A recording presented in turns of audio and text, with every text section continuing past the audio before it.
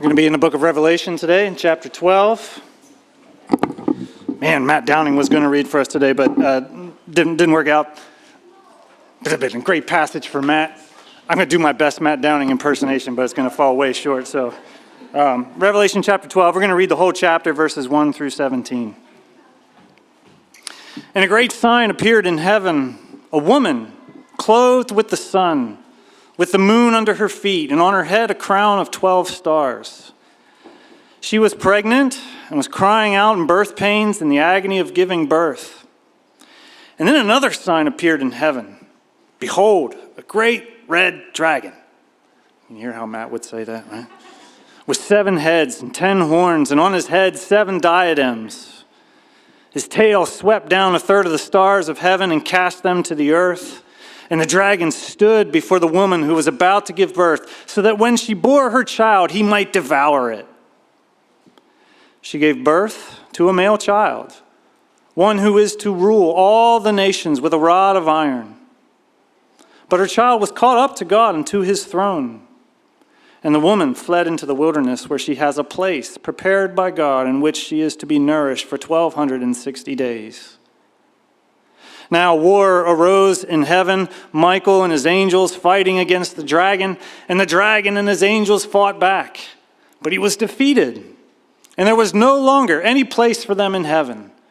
The great dragon was thrown down, that ancient serpent who is called the devil, and Satan, the deceiver of the whole world. He was thrown down to the earth, and his angels were thrown down with him. And I heard a loud voice in heaven saying, "Now the salvation and the power and the kingdom of our God and of the authority of his Christ has come. For the accuser of our brothers has been thrown down, who accuses them day and night before our God. And they have conquered him by the blood of the Lamb and by the word of their testimony, for they love not their lives even unto death. Therefore rejoice, O heavens, and you who dwell in them. But woe to you, O earth and sea, for the devil has come down to you in great wrath, because he knows that his time is short." And when the dragon saw that he had been thrown down to the earth, he pursued the woman who had given birth to the male child. But the woman was given 2 wings of the great eagle, so that she might fly from the serpent into the wilderness, to that place where she is to be nourished for a time and times and half a time. The serpent poured water like a river out of his mouth after the woman to sweep her away with the flood. But the earth came to the help of the woman, and the earth opened its mouth and swallowed the river that the dragon had poured from his mouth. And then the dragon became furious with the woman and went off to make war on the rest of her offspring, on those who keep the commandments of God and hold to the testimony of Jesus. And he stood on the sand of the sea. This is the reading of God's word for us this morning. We pray that he might cause it to bear fruit in our hearts and lives as we submit ourselves to it. You may be seated.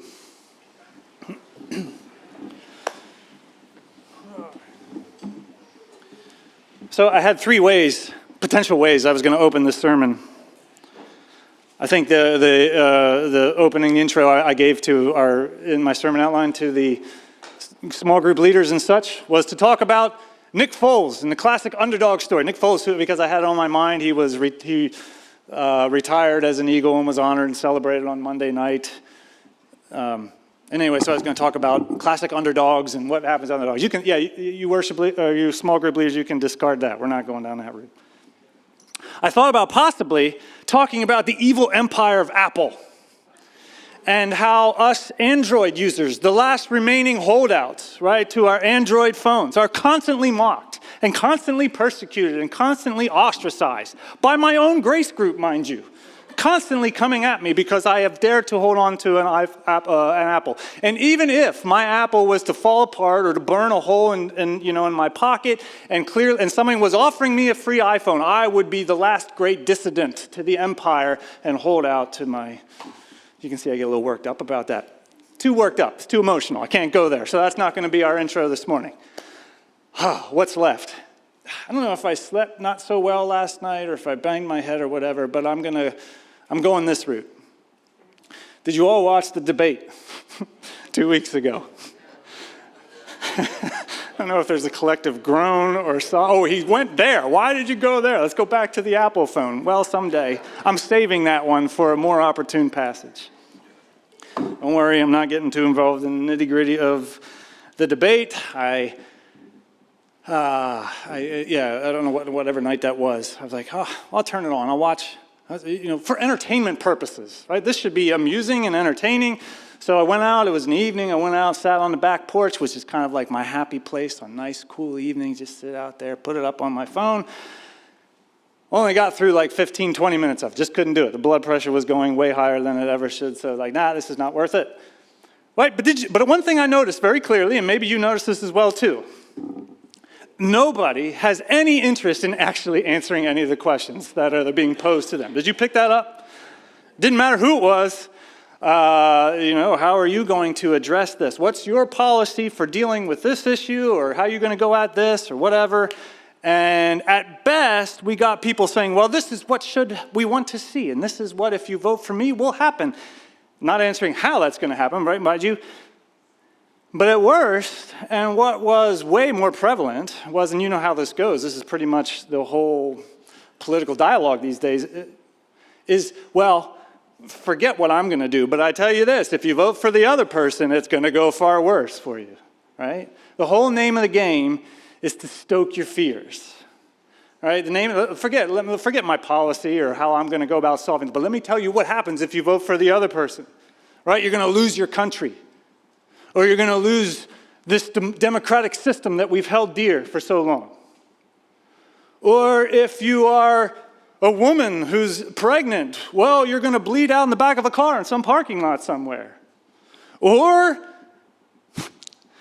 your delightful pet Trixie is going to wind up on some buffet bar in some shady immigrant restaurant on the other side of the tracks, right? It was almost comical the way that they were throwing at us things to be fearful of, because they know fear is way more powerful than reason, right?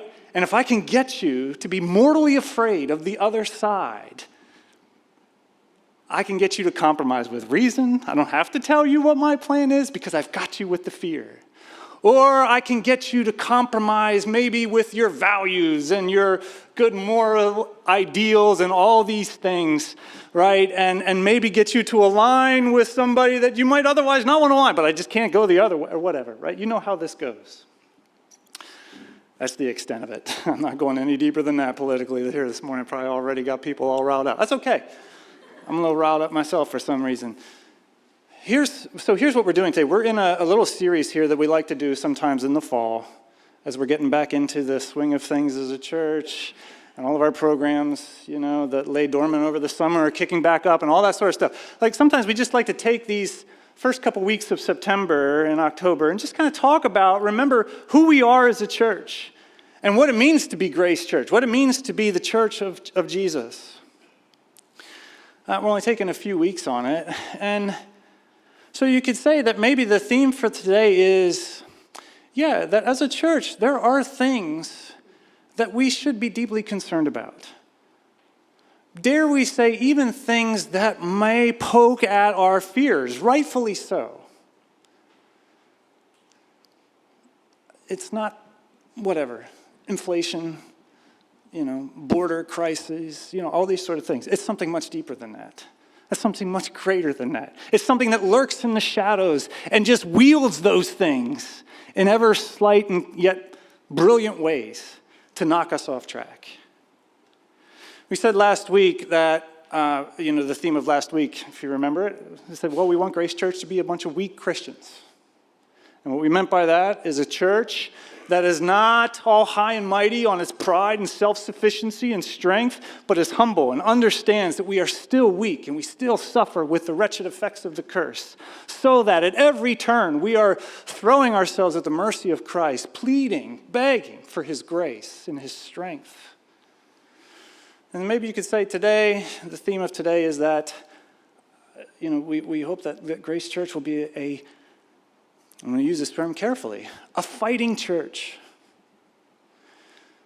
But let me clarify that, right? A church that understands that, yes, that we're caught up in a battle that is not yet done, that one day Jesus who died will be satisfied and earth and heaven be one. But in the in-between, there is this conflict. And there is a battle that we are called to engage, and we are called to fight against and fight on behalf of in other ways. And a mistake the church would often make is we don't take that conflict seriously enough.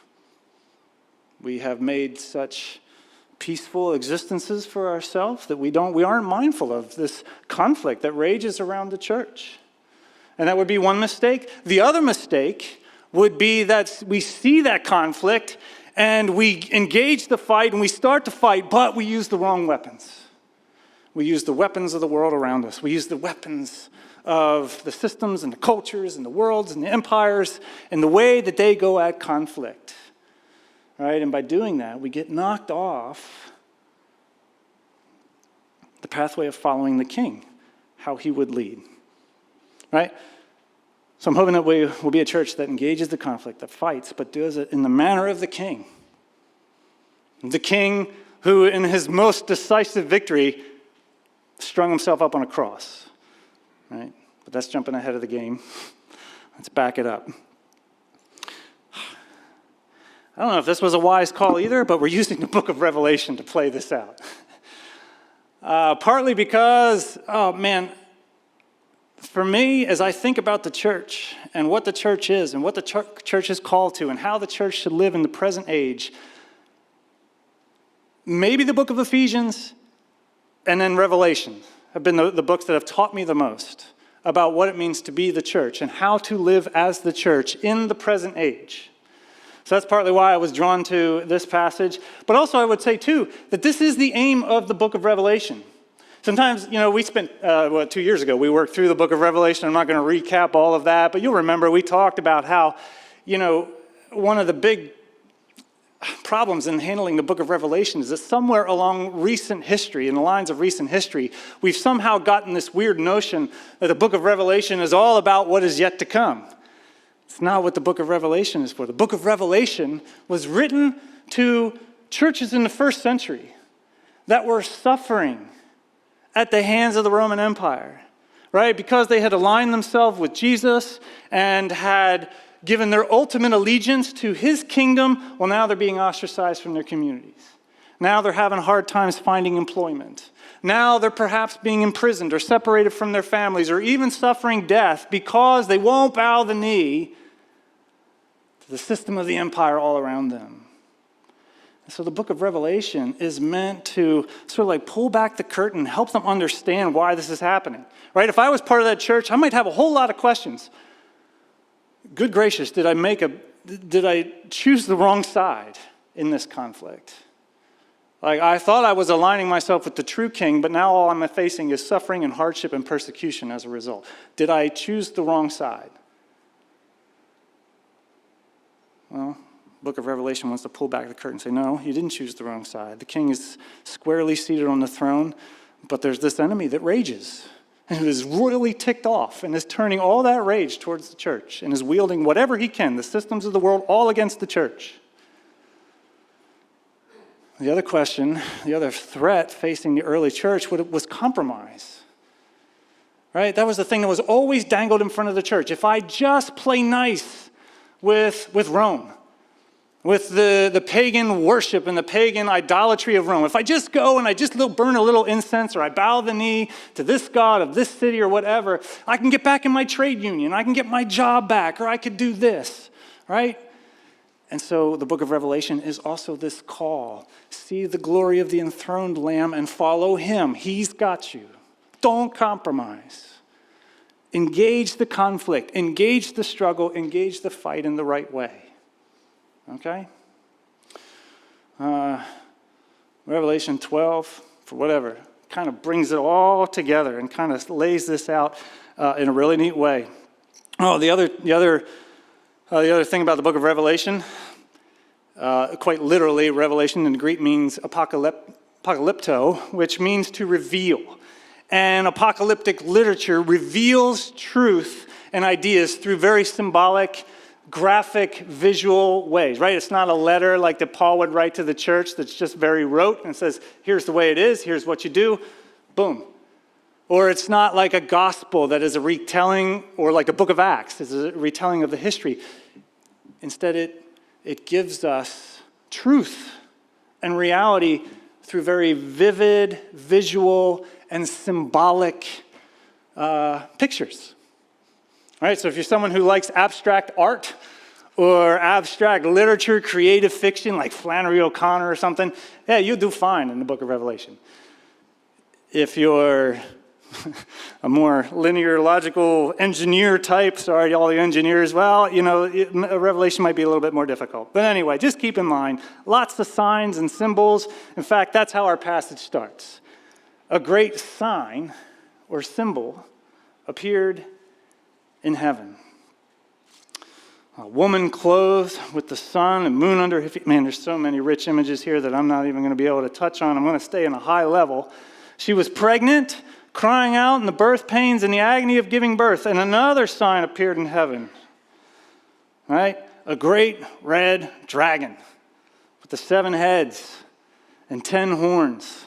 And on his head 7 diadems. Again, the name of the game when you're reading and interpreting the book of Revelation, you got to put yourself in the scene. You got to try to see this. Imagine this great, hideous red dragon with his 7 heads and his 7 diadems on all the heads, right? His crowns. We're actually told what this dragon is, right? Who is it? Satan, or the devil, the accuser of the brethren, the deceiver of the whole world, right? And this dragon, and then there's a woman, and who's pregnant and about to give birth, and the dragon is in the delivery room, right? He's stormed the hospital, he's cast out the nurses and the doctors with his tail or whatever, and he's just plopped right there in front of the woman who's in the birth pains of labor, right? The contractions are going, birth is happening at any minute, and the dragon is sitting there licking his chops because it's just him and this baby, and when the baby comes out, he's going to devour that child. And who's the child? Yeah, it's Jesus. We're not actually told it's Jesus, but we're told it's the one who's going to rule the nations with a rod of iron. Right? It's that, fulfillment of Psalm 2.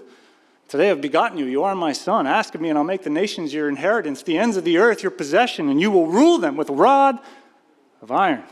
Right? So, in a way, you have here a symbolic retelling, kind of the Christmas story. Oh man, I would be sitting with the biggest grin on my face if one year when we're having our Christmas Eve service or our whatever, and Fuzzy's got all the kids up here and they're doing their little things with the shepherds and the angels and they're singing that instead we would throw all that out. And in comes this big dragon, right? And you got this woman who's about to give birth and the dragon is sitting there salivating. You know our kids would love it, right? Jeffrey would be all about that and just trying to be the dragon. But that's essentially what it is, right? It's a symbolic, it's pulling back the curtain and seeing this symbolic conflict that was raging around the birth of Christ. Okay, so this then begs the question, well, who's the woman? Does that make the woman Mary? I don't know, maybe it could be. But actually, if you were familiar with your scriptures and you're familiar with your Old Testament, you might remember passages, from the prophets, like the book of Micah, that would often talk about the covenant family of God as like a woman writhing in the pains of childbirth. Like when the prophets in Micah in chapter 5, when he would look forward to the day when God was going to deliver his people from exile and restore them as his kingdom and give to them his great salvation, he would say right now you're like a woman who's in the throes of childbirth, the pain and the agony of, delivery and all that. But one day from you will come this ruler who will be born and who will rule the nations and all this and lead you in my salvation. So I would be more of the mindset that the woman here is this symbolic representation of the people of God, the covenant people of God from whom the Messiah came. So she's there in the delivery room. She has the child. And then, as, apocalyptic scenes often do, right? It jumps from the Christmas story to sort of like the Easter and the Pentecost story, right? The dragon is there seeking to devour the child, seeking to devour Christ, and we could talk about Jesus' life. That's in many ways what Satan was trying to do, whether it was tempting him into wilderness or whether it was leading him or, having him endure hardship and persecution or ultimately wielding this ultimate weapon of death.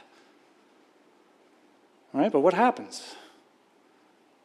Jesus comes roaring out of the tomb in victory, and then he is grabbed up into heaven, or he ascends up into heaven, where he is seated at the right hand of the Father, far above rule and all authority and power and dominion over every name that is named in this age and in the age to come.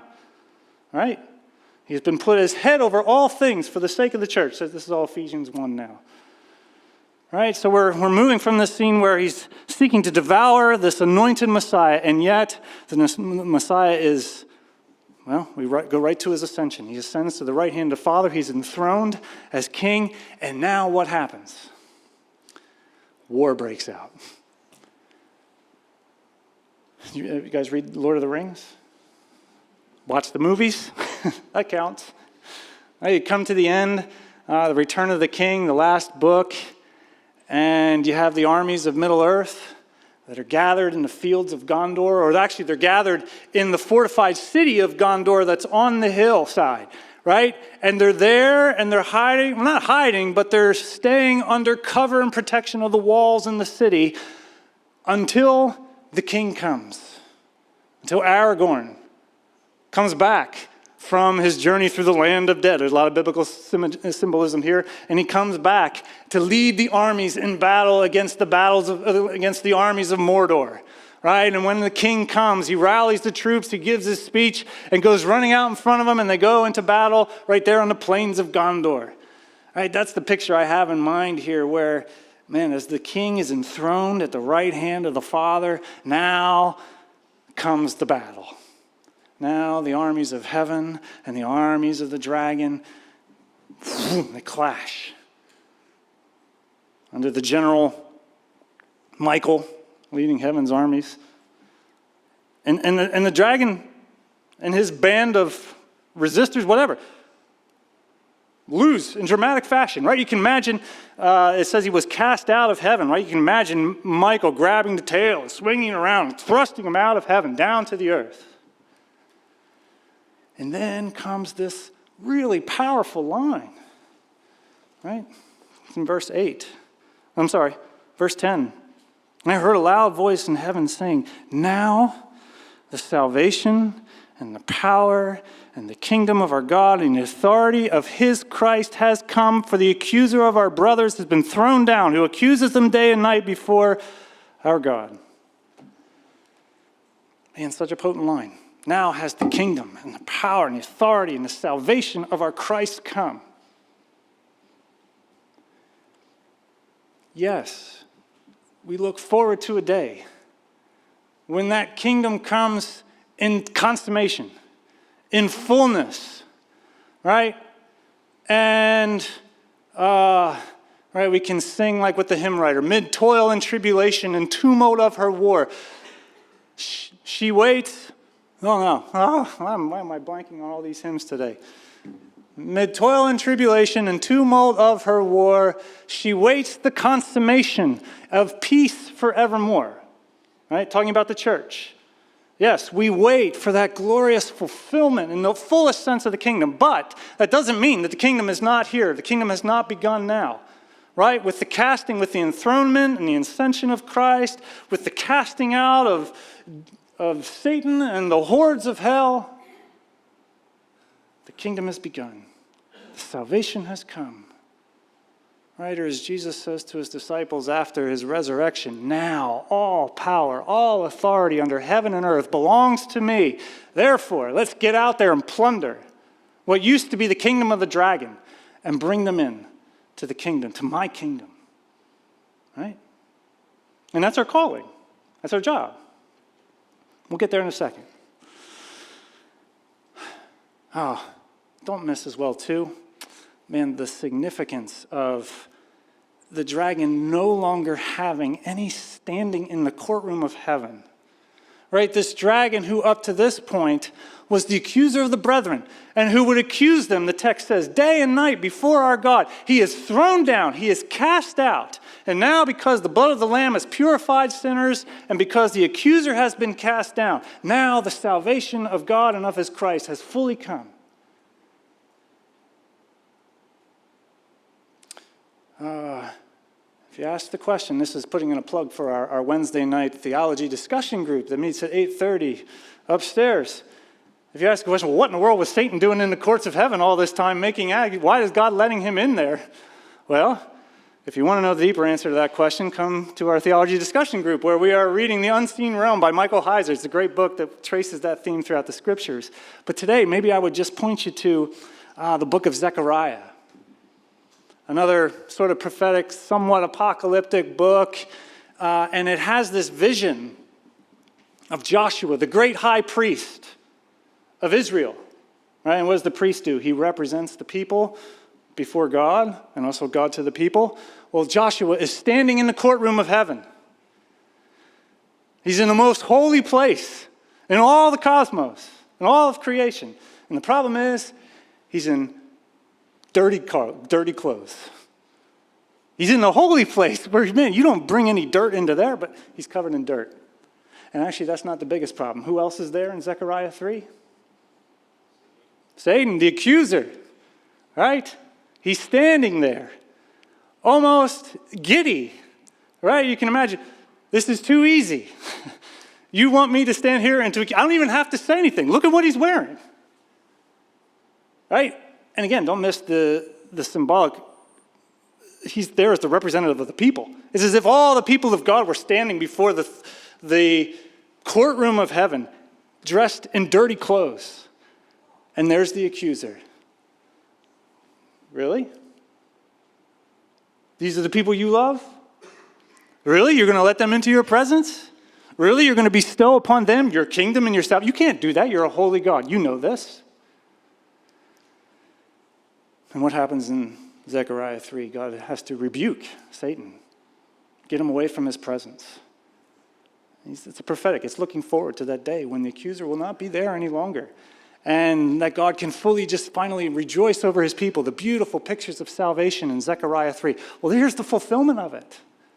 Right? The accuser has been cast down. He has no more standing. There's no more room for him in the courtrooms of heaven. So that now, it's like you can imagine those great questions at the end of Romans 8 when Paul asks, so who is there to bring any charge against God's elect, against his people? Who is it to condemn? What could ever separate us from the love of Christ now?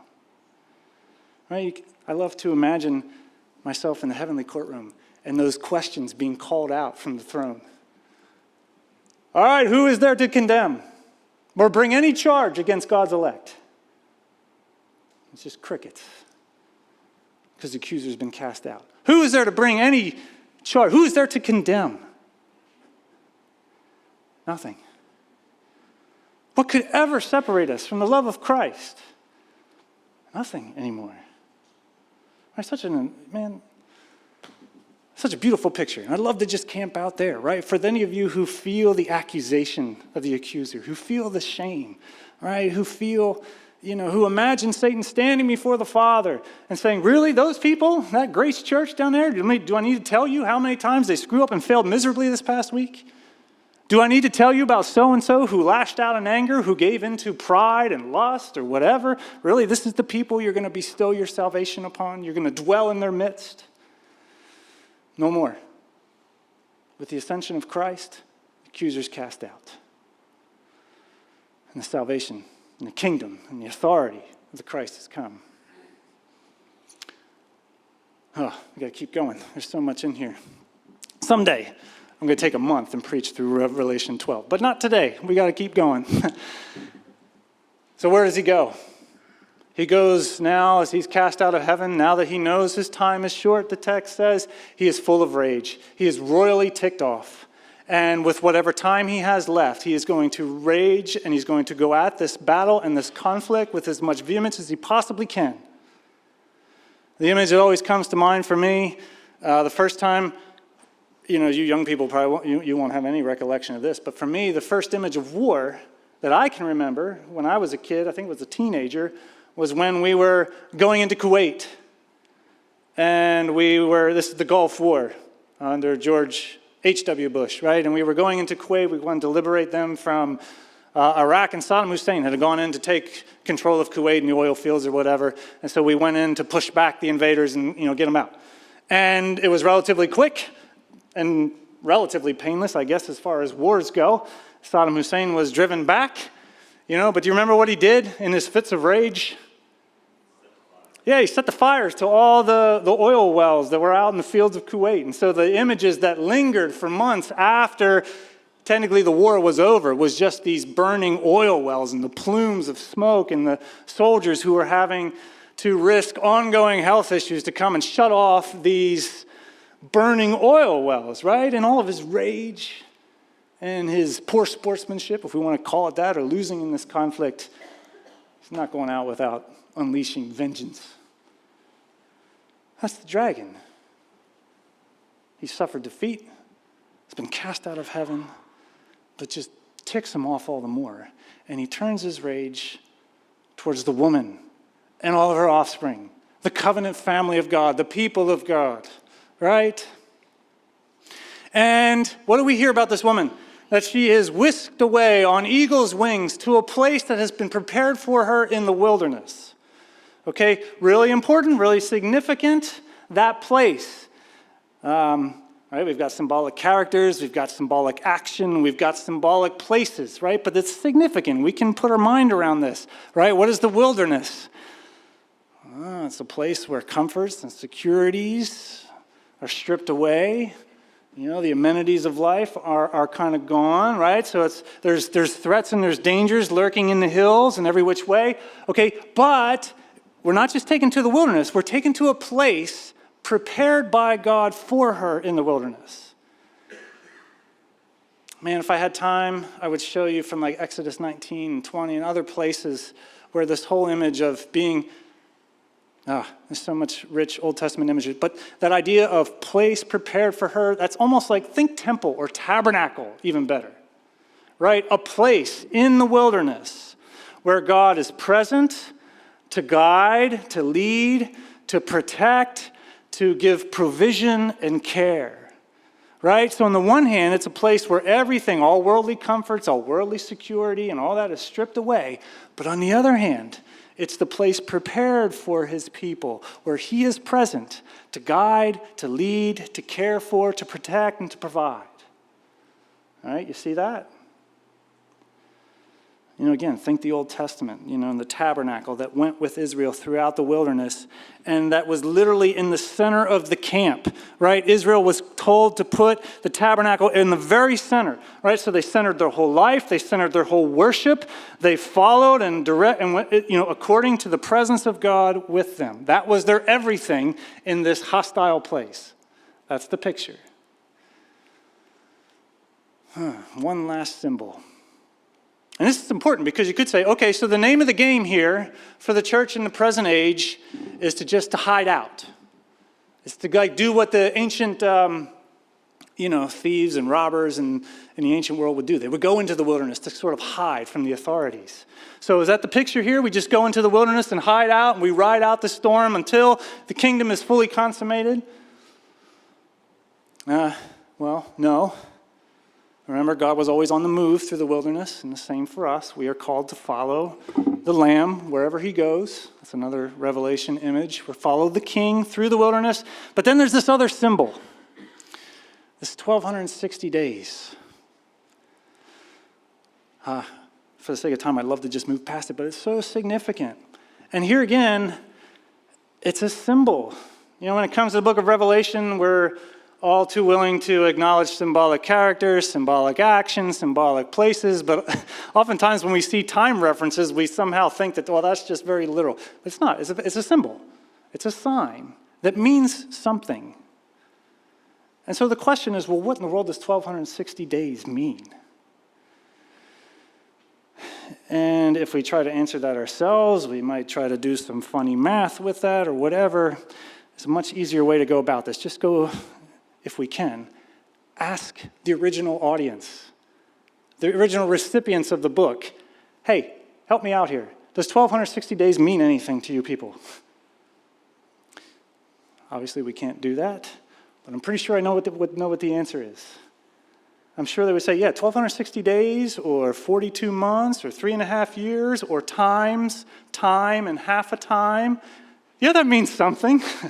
Actually is really significant. We have a whole holiday devoted to that period of time. In fact, it's one of the biggest holidays of our life. We call it Hanukkah, right? And we've talked about Hanukkah here as a church before. What does Hanukkah celebrate? Extra cookie for anybody who remembers the name of the... Yeah, Ray, you get an extra cookie. You get first. You get to go with the kids and get the cookies back there first. Yeah, the Maccabean Revolt. What's happening in the Maccabean Revolt? This is like a century or two before Jesus, the time of Christ, where Israel, God's covenant family, they belong to the Greek Empire. And the guy who's controlling the Greek Empire at that time, or at least part of it, is Antiochus IV. And his whole strategy for keeping peace over all these nations and territories that he has conquered and added to the Greek Empire is we make them good Greeks, right? So he would go into the countries and try to just eradicate any cultural or tribal distinctiveness and make them good Greeks, right? And so in Israel, Antiochus made it a capital of offense to celebrate any of those ancient Jewish festivals that you all used to celebrate for how many hundreds of years. He made it a capital offense to honor the Sabbath, or the Day of Atonement or whatever. What else did he do? Oh, he would go to the temple. And he said, okay, no more. This is not a temple to Yahweh anymore. This is a temple to Zeus. And he put up a statue of Zeus. And he did the unthinkable. He sacrificed a pig on the altar of atonement out front. And then what he would do is he would go out through the countryside. He would move beyond Jerusalem out into the countryside of Jerusalem, wherever there would be little, tribes and villages. And he would go and he would kill off the priests, who would be the ones who might lead those tribes and villages in the traditional worship of Israel and of Yahweh, right? Again, he's killing them all off. He's trying to eradicate any sort of unique Jewishness. Let's make them all good Greeks. Until the Maccabees, this tribe of priests out in the wilderness, say, no, enough of this. Come hell or high water, come death, whatever. We're pushing back. And they launched a resistance. And they were granted success in that resistance. And they pushed back the armies of Antiochus. And they made it all the way to Jerusalem, and they cleansed the temple, and they got rid of the statue. All right, and all these things. And so here's then the question. How long did that revolt last? Guess. 1,260 days, or 3.5 years, from AD 167 to AD 164.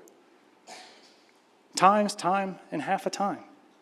Right? So if you had asked anybody back then, what does 1,260 days mean to you? Well, it means for us a period of resistance. A period where there's going to be temptation on all sides to compromise and to let go of the unique religious expression or our worship and just become immersed and assimilated into the empire around us. It's a call to resistance. It's a call to be devoted above all to the kingdom of Christ,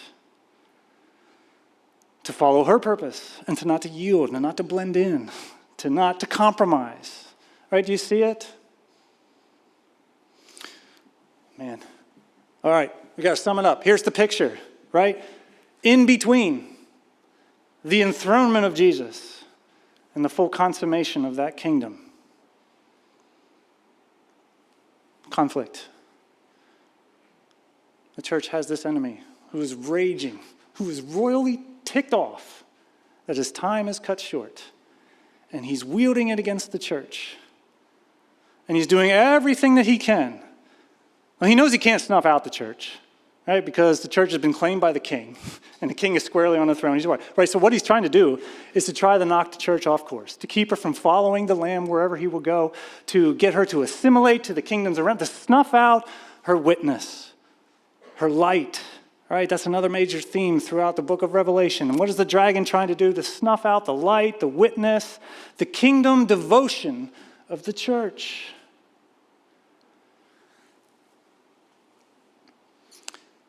So yeah, what does it boil down to? Yeah, the church is caught up in conflict.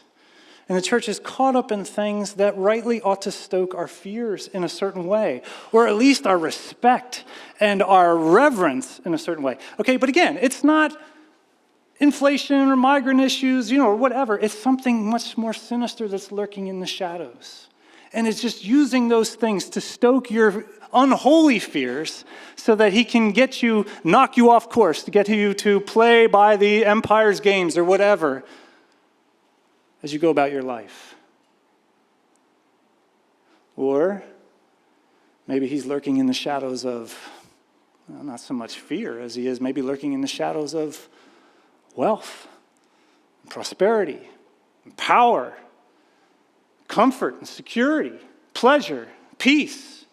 Right? Dangling these things and enticing the church with these things as ultimately more satisfying and fulfilling than the life-giving presence of Christ. So then if he can get you to instead go running headlong after these things and be preoccupied with those and be ultimately concerned to holding on to those things, maybe he can just lure you away, draw you away from the life-giving presence of Christ and the power of Christ.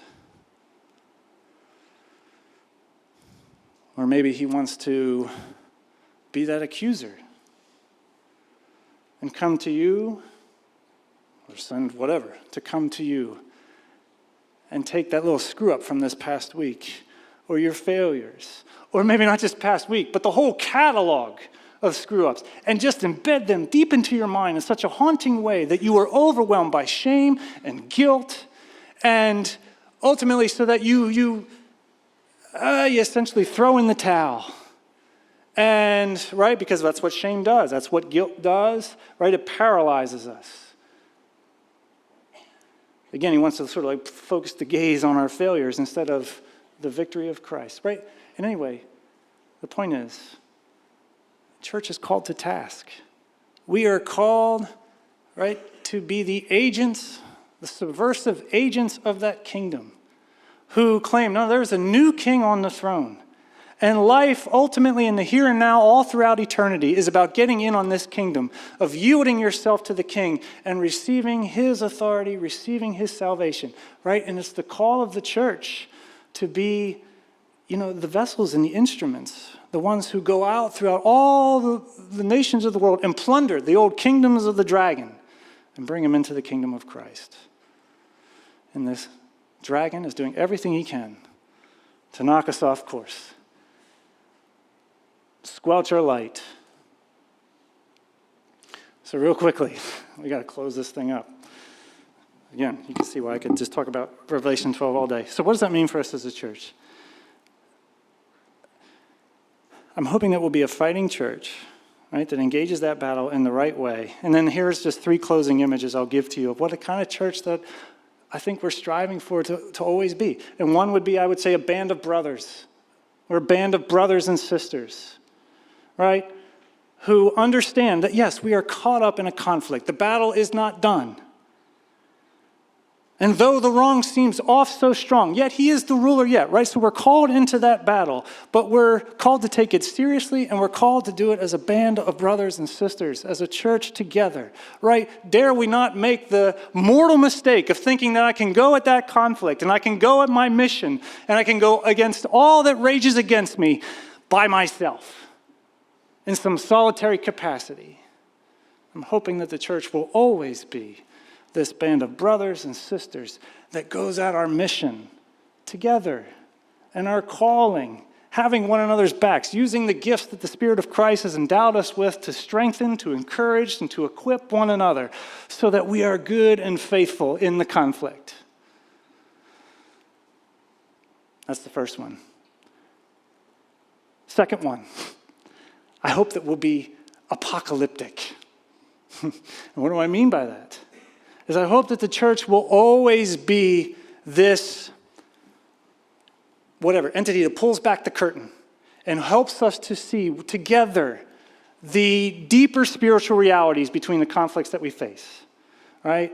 Or I hope that we'll forever be a church that is constantly warning one another against the spiritual forces of darkness that rage against the church. Or I hope that together we'll be apocalyptic, meaning that we will reveal to one another the ways we are perhaps compromising with the systems of the world, with the way the rest of the world fights their battles or goes at life together. Sometimes I don't see that. And so I need my brothers and sisters to be calling me out and telling me where I'm going off track. Or how we can more together be more faithful, right? That's what I mean by apocalyptic, revealing these deeper dynamics. And then lastly, I would say this: I hope that the church will always be that special place that's prepared in the wilderness. Right? What was this? The power of the tabernacle. It was the presence of the living God. There's no tabernacle anymore. Where does the presence of the living God reside? Right. And it's wielded most effectively when we individually come together. Right? That's why the New Testament writers are constantly saying, you guys together are now the living temple of the living God. Right? So I'm hoping as a church we will constantly together be that place prepared as we navigate through wilderness places. Right? As the beasts and the birds of prey rage all around us, or as the enemy is lurking in the shadows. Like, I hope that together we will be that place prepared in the wilderness, that we will use the giftedness that we have to minister to one another. And I hope that we will forever be a church that is always feasting on, is always trying to find ways to feast on the presence of Christ among us. Whether it's through the word, the table which we'll celebrate together, the ministry of one another, and on I could go, but I'll leave you with the last challenge. Or here's what it means to you: stay connected to the life of the church. Right? Don't just attend, get connected. Join in the conflict, not just by yourself, but join together with the band of brothers and sisters that we do this together. Or get connected with a group of people who are going to be bold enough to call you out in ways that you might be compromising. Or it would be the group of people that would remind you of the victory of Christ on your behalf when Satan comes with accusation. Right? Be connected to the church, which is that special place prepared for you as we navigate through the wilderness, which is that royal table prepared in the presence of my enemies, according to Psalm 23, where we feast on the grace that is offered to us. Stay connected to that, because without that, you're easy prey. Mid toil and tribulation, in the tumult of her war, she waits the consummation of peace forevermore, till with that vision glorious, her longing eyes are blessed, and the great church victorious is the church at rest. May God lead us safely to that glorious day and make us not just safe, but fruitful and effective for his purpose and for his honor and glory, in the name of the Father and the Son and the Holy Spirit. Amen.